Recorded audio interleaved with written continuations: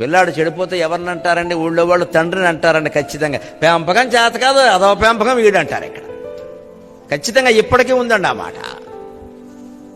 అదే 30 ఏళ్ళలో 40 ఏళ్ళలో వచ్చాక చెడిపోతే అప్పుడేమంటారు? ఏం చేస్తారమ్మా, ఇంకా 30 ఏళ్ళు వచ్చినా కాపలా కాస్తూ కూర్చుంటారా?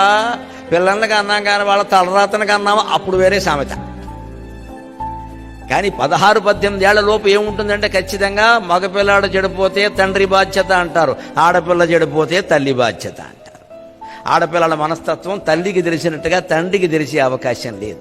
తండ్రి దగ్గర వీళ్ళు చేరి 16 ఏళ్ళ అమ్మాయి డాడీ డాడీ డాడీ అనగానే ఈయన 10,000 ఇచ్చేస్తాడు. ఈయన ఆ 10,000 ఎక్కడికి వెళ్ళిపోతాయి అందరికీ తెలుసు.